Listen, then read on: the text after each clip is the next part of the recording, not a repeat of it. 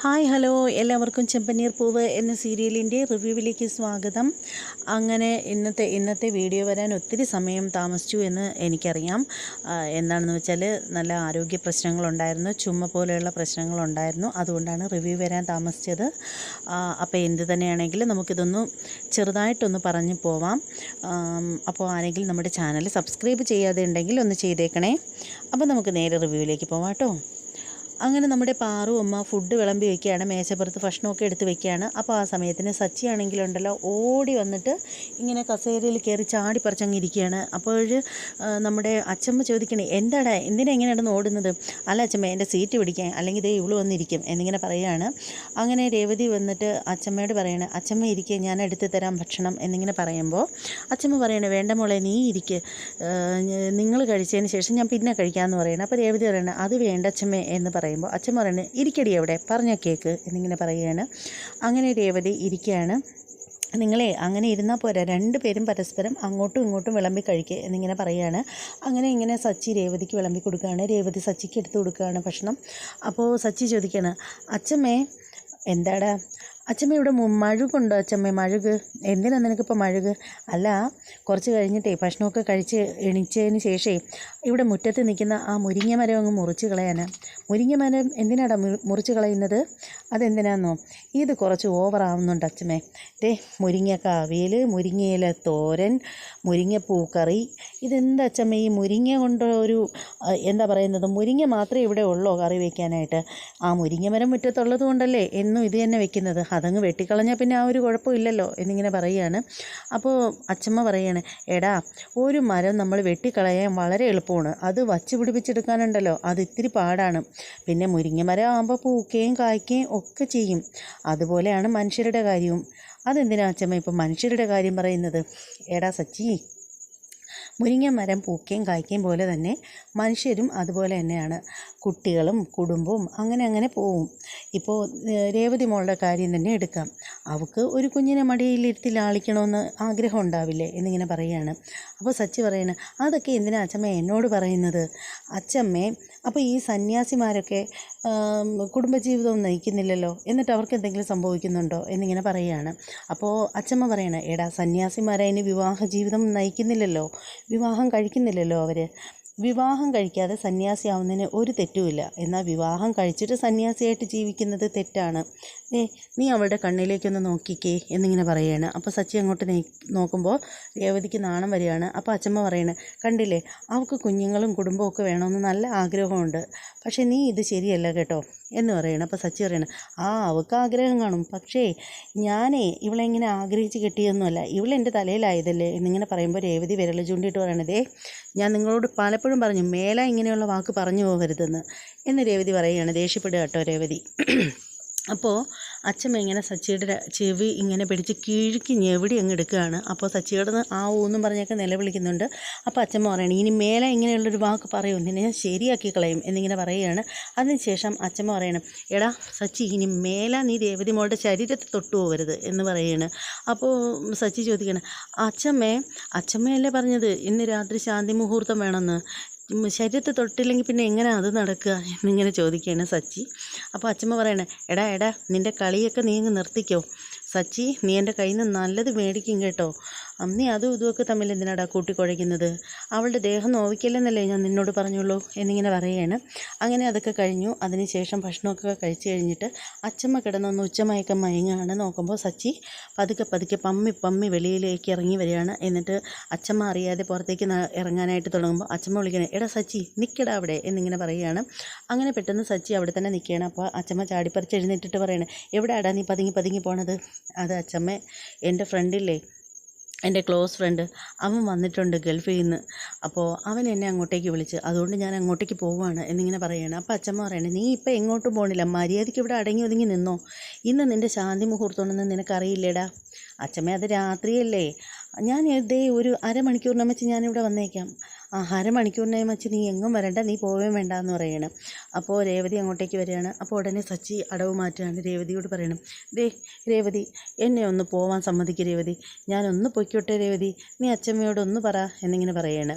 അപ്പോൾ രേവതി പറയാണ്, അച്ചമ്മ പോണ്ടെന്ന് പറഞ്ഞെങ്കിൽ പിന്നെ ഞാനെന്ത് പറയാനാ എന്നും പറഞ്ഞിട്ട് രേവതി നടന്നങ്ങ് പോകാനായിട്ട് മുന്നോട്ട് നടക്കുമ്പോൾ സച്ചി രേവതിയുടെ സാരിയുടെ തുമ്പിൽ പിടിച്ച് വലിക്കുകയാണ്. എന്നിട്ട് കൊച്ചു കുട്ടികളെ പോലെ കെഞ്ചുകയാണ്, Revathi please please please Revathi please, ഞാനൊന്ന് പൊയ്ക്കോട്ടെ രേവതി, നീ ഒന്ന് അച്ചമ്മയോട് പറ രേവതി, എൻ്റെ രേവതിയല്ലേ, നല്ല രേവതിയല്ലേ, എൻ്റെ രേവതിയല്ലേ. അങ്ങനെ ഒരു 100,000 വട്ടം സച്ചി എൻ്റെ രേവതിയല്ലേ എന്നിങ്ങനെ പറയുകയാണ്.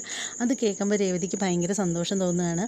അപ്പോൾ രേവതി ഇങ്ങനെ അച്ചമ്മയെ നോക്കിയിട്ട് പറയണം, അച്ചമ്മേ ഇദ്ദേഹം ഇത്രയൊക്കെ നിർബന്ധിച്ച് പറയല്ലേ അച്ചമ്മേ, എന്നാൽ ഒന്ന് പോയിട്ട് വരട്ടെ, ഫ്രണ്ടിനെ കാണാനുള്ള ആഗ്രഹം കൊണ്ടല്ലേ എന്നിങ്ങനെ പറയുകയാണ്. അപ്പോൾ അത് കേൾക്കുമ്പോൾ അച്ചമ്മ പറയാണ്, ഭാര്യ പൊയ്ക്കോളാൻ പറയുമ്പോൾ പിന്നെ ഞാനെന്ത് പറയാനാണ്, പക്ഷേ ഒരു കാര്യമുണ്ട് സച്ചി, നീ പോയി കഴിഞ്ഞാലുണ്ടല്ലോ പറയുന്നതിനമ്മച്ച് എന്ന് പറയുന്നതിനമ്മച്ച് ഇവിടെ എത്തിക്കൊള്ളണം, അല്ലെങ്കിൽ ഞാൻ നേരെ അങ്ങ് വരും എന്ന് പറയുകയാണ്. അപ്പോൾ സച്ചി പറയണം, എൻ്റെ പൊന്നച്ചമ്മേ ഞാൻ ദേ വരുന്നു എന്ന് പറഞ്ഞിട്ട് സച്ചി ഒരു പോക്കങ്ങ് പോവുകയാണ്. അതേസമയം റെസ്റ്റോറൻറ്റിൽ നമ്മുടെ വർഷ നമ്മുടെ ശ്രീയെ തിരക്കി വരികയാണ്. ശ്രീയാണെന്ന് അറിയുന്നില്ല, പുള്ളിക്കാരത്തിക്ക് പേരൊന്നും അറിയുന്നില്ലല്ലോ, ഷെഫ് എന്നല്ലേ വിളിക്കുന്നത്. പുള്ളിക്കാരത്തി അവിടെ വന്നിട്ട് റിസപ്ഷനിൽ ചോദിക്കുകയാണ്, ഇവിടുത്തെ ഇവിടുത്തെ ഷെഫ് ഉണ്ടല്ലോ വെറൈറ്റി ഫുഡൊക്കെ ഉണ്ടാക്കുന്നത്, ആ പുള്ളിക്കാരനെ ഒന്ന് കാണണം എന്ന് പറയുകയാണ്. അങ്ങനെ ആ പുള്ളിയുടെ പേര് ചോദിക്കുമ്പോൾ ശ്രീകാന്ത് എന്ന് പറഞ്ഞു കൊടുക്കുകയാണ്. അങ്ങനെ ശ്രീകാന്ത് അവിടെയുണ്ട്, അങ്ങോട്ടേക്ക് ചെല്ലാൻ പറയുകയാണ്. അങ്ങനെ നമ്മുടെ നമ്മുടെ പുള്ളിക്കാരത്തി നമ്മുടെ വർഷ അങ്ങോട്ടേക്ക് ചെല്ലുകയാണ്. നോക്കുമ്പോൾ നമ്മുടെ ശ്രീകാന്ത് വർഷയെ കണ്ടിട്ട് തിരിഞ്ഞു നിൽക്കുകയാണ്. അപ്പോൾ ഉടനെ വർഷ ചെന്നിട്ട്, ഏയ് ഇങ്ങോട്ട് നോക്കൂ, നിങ്ങളുടെ മുഖമൊന്ന് കാണട്ടെ, എന്താ ഒന്നും മിണ്ടാത്തത് എന്നൊക്കെ പറഞ്ഞിട്ട് വർഷ സംസാരിക്കുകയാണ്. പക്ഷേ ശ്രീകാന്ത് തിരിഞ്ഞു തന്നെ നിൽക്കുകയാണ്. ഒടുവിൽ നമ്മുടെ വർഷ പറയണേ, നിങ്ങളുടെ മുഖമൊന്ന് കാണട്ടെ, ഒന്ന് തിരിഞ്ഞു നോക്കുന്നേ എന്നിങ്ങനെ പറയുമ്പോൾ ശ്രീകാന്ത് തിരിഞ്ഞു നോക്കുകയാണ്. ശ്രീകാന്തിൻ്റെ മുഖം കാണുമ്പോഴത്തേക്ക് വർഷയുടെ കിളി പോവുകയാണ്. വർഷ പറയണേ, നീ എന്താടാ ഇവിടെ നിൽക്കുന്നത്, ഞാൻ എവിടെ പോയാലും നീ എൻ്റെ പിന്നാലെ ഉണ്ടാവുമല്ലോ, നീ മാറിപ്പോയേ, ഞാൻ എൻ്റെ ഷെഫിനെ കാണാനായിട്ട് വന്നതാണ് എന്ന് പറയുകയാണ്. ഒടുവിൽ ശ്രീകാന്ത് പറയണേ, നിനക്ക് കണ്ടുകൂടെ, ഈ വേഷം ഇട്ടിരിക്കുന്ന കണ്ടറിയില്ലേ, ഞാനാണ് ശ്രീകാന്ത് എന്ന് പറയുകയാണ്. അപ്പോൾ വർഷ അന്തം വിട്ടിരിക്കുകയാണ്. അപ്പോൾ വർഷ പറയണേ, എന്നെ നീ പറ്റിക്കുകയല്ലേടാ, നീയാണോ ആ വൃത്തികെട്ടവൻ, ഞാൻ ഒരിക്കലും വിശ്വസിക്കില്ല എന്ന് പറയുമ്പോൾ ശ്രീകാന്ത് പറയുകയാണ്, നീ വിശ്വസിച്ചേ പറ്റൂ, ഞാൻ തന്നെയാണ് ശ്രീകാന്ത്, ഞാൻ തന്നെയാണ് നിൻ്റെ പിന്നാലെ അന്ന് ആ പ്രശ്നങ്ങളൊക്കെ ഉണ്ടാക്കിയത്, പക്ഷേ അതെൻ്റെ കയ്യിൽ തെറ്റുകൊണ്ടായിരുന്നില്ല, നീ തെറ്റ് ചെയ്തു, ഞാനത് ചൂണ്ടിക്കാണിച്ചു, അതെൻ്റെ പണ്ട് തൊട്ടേ ഉള്ള ശീലമാണ് എന്നിങ്ങനെ പറയുകയാണ്. അപ്പോൾ വർഷ പറയണം, അങ്ങനെയാണെങ്കിൽ നീ എന്തിനാ എന്നെ പറ്റിച്ചത്, നീ എന്തിനാ നിൻ്റെ തന്നെ ഫോട്ടോ എടുത്ത് എൻ്റെ ഫോണിൽ ഇട്ട് തന്നിട്ട് നീ അവനെ അടിച്ചതാണെന്നൊക്കെ പറഞ്ഞത് എന്ന് പറയുകയാണ്. അതായത് ഈ പറയുന്ന കണക്ക് നമ്മുടെ വർഷയ്ക്ക് ഇഷ്ടമല്ലാതിരുന്ന ഒരാളുണ്ടല്ലോ, നമ്മുടെ ശ്രീകാന്ത് തന്നെയാണ്. അപ്പോൾ ശ്രീകാന്തിനെ തന്നെ ശ്രീകാന്ത് അടിക്കാൻ പറ്റില്ലല്ലോ. അങ്ങനെ ശ്രീകാന്ത് ഒരു ഡ്രാമ കാണിച്ചിട്ട് ഒരു ഫോട്ടോ എടുത്ത് നമ്മുടെ വർഷയുടെ ഫോണിൽ ഇട്ട് കൊടുത്തു. അതിനെപ്പറ്റിയാണ് നമ്മുടെ വർഷ പറയുന്നത്. അപ്പോൾ ശ്രീകാന്തിൻ്റെ വർഷ പറയുന്നത്, നീ അപ്പോൾ എന്നെ ചീറ്റ് ചെയ്തു, ഇനി ഞാൻ നിന്നെ വെറുതെ വിടില്ല, നീ സൂക്ഷിച്ചോ എന്നൊക്കെ പറഞ്ഞിട്ട് വർഷ വെല്ലുവിളിച്ചിട്ട് ഇറങ്ങി പോവുകയാണ്. ശ്രീകാന്ത് സംസാരിക്കുന്നത് കേൾക്കാൻ പോലും നമ്മുടെ വർഷ നിൽക്കുന്നില്ല. അതേസമയം നമ്മുടെ അച്ചമ്മയുടെ ഫ്രണ്ട്സൊക്കെ വരികയാണ്. നമ്മുടെ പാറൂട്ടിയമ്മയാണ് കൊണ്ടുവരുന്നത്. ഒരു 3-4-5 അമ്മച്ചിമാരുണ്ട്. അമ്മച്ചിമാരെല്ലാം കൂടെ ഭയങ്കര ഹാപ്പി ആയിട്ട് വരികയാണ്. അപ്പോൾ നമ്മുടെ കലാവതി അമ്മ പറയാണ്, ആഹാ എല്ലാവരും ഉണ്ടല്ലോ, നിങ്ങൾക്ക് കുറച്ച് നേരത്തെ വന്നുകൂടായിരുന്നോ, സച്ചി ഇവിടെ ഇല്ല, പിന്നെ എൻ്റെ കൊച്ചുമോൾ ഇവിടെ ഉണ്ട് എന്ന് പറയുകയാണ്. അപ്പോൾ നമ്മുടെ പാറുകുട്ടിയമ്മ പറയുകയാണ്, വിവാഹം കഴിഞ്ഞെങ്കിലുമേ അവർ പുതുമണവാട്ടിയും മണവാളനുമാണ് ഇപ്പോഴും എന്നിങ്ങനെ പറയുകയാണ്. അപ്പോൾ വന്ന ഫ്രണ്ട്സൊക്കെ പറയുകയാണ്, അത് ഞങ്ങൾക്ക് അറിഞ്ഞൂടെ, എന്തായാലും പെൺകുട്ടി ഒന്ന് കാണട്ടെ എന്നിങ്ങനെ പറയുമ്പോഴത്തേക്ക് രേവതി അങ്ങോട്ടേക്ക് ഇറങ്ങി ചെല്ലുകയാണ്. അപ്പോൾ രേവതി കാണുമ്പോൾ പറയണം, ആഹാ മഹാലക്ഷ്മി പോലെ ഉണ്ടല്ലോ മോളെ കാണാൻ, നല്ല സുന്ദരി പെണ്ണാണ് സച്ചിയുടെ പെണ്ണ്. എന്നിട്ട് വന്ന മുത്തശ്ശിമാരെല്ലാവരും കൂടി ചേർന്നിട്ട് കലാവതി അമ്മയോട് പറയുകയാണ്, അപ്പോൾ ഞങ്ങൾ പോയി മണിയറ ഒരുക്കലിൻ്റെയും ഭക്ഷണത്തിൻ്റെയൊക്കെ കാര്യം നോക്കാമെന്ന് പറഞ്ഞിട്ട് അവർ പോവുകയാണ്. അപ്പോൾ രേവതി ചോദിക്കണേ, എന്തിനാ അച്ചമ്മേ ഇവരെയൊക്കെ എല്ലാവരെയും വിളിച്ചു വരുത്തിയത്, ഇതെന്തിനാ ഒരു ആഘോഷമാക്കുന്നത്, ഇതൊക്കെ നാണക്കേടല്ലേ എന്ന് പറയുകയാണ്. അപ്പോൾ രേവതിയോട് അച്ചമ്മ പറയണം, മോളെ അങ്ങനൊന്നുമല്ല, ഇതൊക്കെ വേണം, ഇങ്ങനെയൊക്കെ തന്നെ ആവണം, പുതിയ ഒരു ജീവിതത്തിലേക്ക് കാലെടുത്ത് കുത്തുമ്പോൾ എല്ലാവരുടെ അനുഗ്രഹങ്ങളും എല്ലാവിധ സന്തോഷത്തോടും കൂടി ആവണം എന്നിങ്ങനെ പറയുകയാണ്. അപ്പോൾ രേവതി പറയണം, അല്ല അച്ചമ്മേ, നീ കൂടുതലൊന്നും പറയണ്ട, പോയി കുളിച്ച് ഫ്രഷായി നല്ല സുന്ദരി കുട്ടിയായിട്ട് വാ എന്ന് പറയണം. അപ്പോൾ രേവതി പറയണം, അതിന് ഞാനെന്തിനാ അച്ചമ്മ കുളിക്കുന്നത്, കുളിക്കണ്ടേ, വേണ്ട അച്ഛമ്മേ, ഞാൻ രാവിലെ ഒരു തവണ കുളിച്ചതല്ലേ, ഇനി എന്തിനാണ് കുളിക്കുന്നത്? എടി മണ്ടി, നീ ആ ചങ്കരന് പറ്റിയ ചക്കി തന്നെയാണ്, അതിൽ യാതൊരു തർക്കവുമില്ല. എടി നിനക്ക് ഇത്രയ്ക്ക് അറിഞ്ഞൂടെ എൻ്റെ രേവതി? ഇന്ന് നിൻ്റെ ശാന്തി മുഹൂർത്തമല്ലേ, അപ്പോൾ കുളിച്ച് ഫ്രഷായിട്ട് നല്ല സുന്ദരിയായിട്ട് വേണ്ടേ വരാൻ? പോയി കുളിക്ക്, വേഗം പോയി കുളിച്ചിട്ട് വാ എന്ന് പറഞ്ഞിട്ട് നമ്മുടെ അച്ചമ്മ നമ്മുടെ രേവതിയെ കുളിക്കാനായിട്ട് ഉന്തിത്തള്ളി വിടുകയാണ്. അങ്ങനെ നമ്മുടെ രേവതി പോവുകയാണ്. അതേ സമയത്ത് നമ്മുടെ വർഷ ഇങ്ങനെ സ്കൂട്ടിയിൽ വരികയാണ്. അപ്പോൾ വർഷയ്ക്കൊരു കോള് വരികയാണ്. അപ്പോൾ സ്റ്റുഡിയോയിൽ നിന്നാണ് വിളിക്കുന്നത്. അങ്ങനെ വർഷ ഫോൺ എടുത്തിട്ട് പറയുകയാണ്, സാറ് ഇനി ഒരിത്തിരിയല്ലേ അത് ഡബ് ചെയ്യാനുള്ളൂ, അത് നാളെ രാവിലെ വന്ന് ഞാൻ ചെയ്തു തരാം, ഇന്നിപ്പോൾ എന്തായാലും പറ്റില്ല എന്നൊക്കെ പറഞ്ഞിട്ട് വർഷ പോകാനായിട്ട് തുടങ്ങുകയാണ്. അതേസമയം വർഷയെ ഫോളോ ചെയ്ത് അവിടെ 2 കള്ളന്മാർ നിൽപ്പുണ്ടായിരുന്നു. പുള്ളിക്കാരന്മാർ വർഷ പോകുന്നതൊക്കെ ഇങ്ങനെ നോക്കി വെച്ചുകൊണ്ട് നിൽക്കുകയാണ്. അങ്ങനെ വർഷ വണ്ടി വിട്ടിങ്ങനെ പോവുകയാണ്. പോകുമ്പോഴത്തേക്ക് സച്ചിയല്ല, നമ്മുടെ ശ്രീകാന്ത് കാണുകയാണ് നമ്മുടെ വർഷയെ. അപ്പോൾ ശ്രീകാന്തിൻ്റെ വണ്ടിയിൽ ഇങ്ങനെ വരികയാണ്. അപ്പോൾ നോക്കുമ്പോഴത്തേക്ക് ഈ പറയുന്ന കള്ളന്മാർ 2 പേരും കൂടി വണ്ടിയിൽ വന്നിട്ട് നമ്മുടെ വർഷയെ കഴുത്തിൽ കിടന്ന ചെയിൻ വലിച്ചു പൊട്ടിച്ചിട്ട് വർഷയെ തള്ളിയിടുകയാണ്.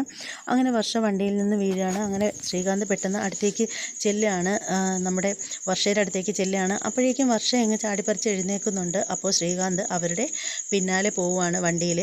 അപ്പോൾ വർഷയും പുറകെ പോവുകയാണ് ശ്രീകാന്തിൻ്റെ. അങ്ങനെ അവർ ചെല്ലുകയാണ്. അങ്ങനെ ഒരു വിജനമായ സ്ഥലത്ത് വന്നിട്ട് അവിടെ വെച്ച് ഭയങ്കര അടി നടക്കുകയാണ്. അപ്പോൾ ആ അടിയിൽ വെച്ചിട്ട് നമ്മുടെ 2 ഗുണ്ടകളും കൂടി ചേർന്ന് നമ്മുടെ ശ്രീകാന്തിനെ തല്ലുകയാണ്. അപ്പോൾ ഒടുവിൽ നമ്മുടെ വർഷ കുറേ നേരം നിന്ന് ഒരുപാട് വിഷമിക്കുകയാണ്. അതിനുശേഷം വർഷ ഹെൽമെറ്റ് ഊരിയെടുത്ത് അതിലൊരു ആളിനെ അടിച്ച് നിലത്തിടുകയാണ്. അപ്പോൾ ആ സമയത്തിന് നമ്മുടെ ശ്രീകാന്ത് എണീറ്റ് വന്നിട്ട് ബാക്കിയുള്ള ആ 2 പേരെയും തുരുതുരാ തല്ലുകയാണ്. ഒടുവിൽ നമ്മുടെ ശ്രീകാന്ത് അവരുടെ കയ്യിൽ നിന്നും വർഷയുടെ വലിച്ചു പൊട്ടിച്ചുകൊണ്ട് പോയ ആ മാല കൈക്കലാക്കുകയാണ്. അങ്ങനെ അവന്മാർ ഓടി രക്ഷപ്പെടുകയും ചെയ്യുകയാണ്. അങ്ങനെ ശ്രീകാന്ത് വന്നിട്ട് വർഷയ്ക്ക് ആ മാല തിരിച്ചു കൊടുക്കുകയാണ്. എന്നിട്ട് വർഷയോട് എന്തെങ്കിലും പറ്റിയോ, സുഖമാണോ എന്നിങ്ങനെ ചോദിക്കുക. അതായത് സുഖമാണെന്ന് വെച്ചാൽ വേറെ ഒന്നുമില്ല, മറിഞ്ഞു വീണല്ലോ വണ്ടിയിൽ നിന്ന്, ആ കൂട്ടത്തിൽ എന്തെങ്കിലും വർഷയ്ക്ക് പരിക്കുവല്ലതും പറ്റിയോ, എന്തെങ്കിലും കുഴപ്പമുണ്ടോ എന്ന് ശ്രീകാന്ത് തിരക്കുകയാണ്. അപ്പോൾ വർഷ പറയണേ, എനിക്കൊരു കുഴപ്പമില്ല, ശ്രീകാന്തിന് എന്തെങ്കിലും പറ്റിയോ എന്നിങ്ങനെ ചോദിക്കുകയാണ്. അപ്പോൾ ശ്രീകാന്ത് പറയണേ, കുഴപ്പമില്ല വർഷേ എന്നിങ്ങനെ പറയുകയാണ്. അങ്ങനെ അവർ തമ്മിൽ ഇങ്ങനെ നിൽക്കുകയാണ്. അപ്പോൾ എപ്പിസോഡ് തീരുകയാണ്. അവരുടെ ഇടയിൽ ഒരു പ്രണയം കുരുത്ത് തുടങ്ങിയിട്ടുണ്ട് എന്ന് പറയാതെ വയ്യ. ഇനി എന്താണെന്ന് വെച്ചാൽ നാളെ ഇനി നമ്മുടെ രേവതിയുടെ ഫസ്റ്റ് നൈറ്റ് നടക്കുമോ, അതിനെന്തെങ്കിലും തടസ്സങ്ങളുണ്ടാവോ എന്നൊക്കെ അറിയണമെന്നുണ്ടെങ്കിൽ നാളത്തെ എപ്പിസോഡ് വരെ കാത്തിരുന്നേ മതിയാവൂ. അപ്പോൾ ഇന്ന് ഞാൻ ഒരുപാട് പിടിച്ചാണ്, സത്യം പറഞ്ഞാൽ വാ തുറന്ന് സംസാരിക്കാൻ എനിക്ക് പറ്റുന്നുണ്ടായിരുന്നില്ല. വളരെ കടിച്ചു പിടിച്ചാണ് ഞാൻ ഈ റിവ്യൂ ചെയ്തിട്ടുണ്ടായിരുന്നത്. അതുകൊണ്ടത് കേൾക്കാൻ വലിയ സുഖമൊന്നും ഉണ്ടാവില്ല.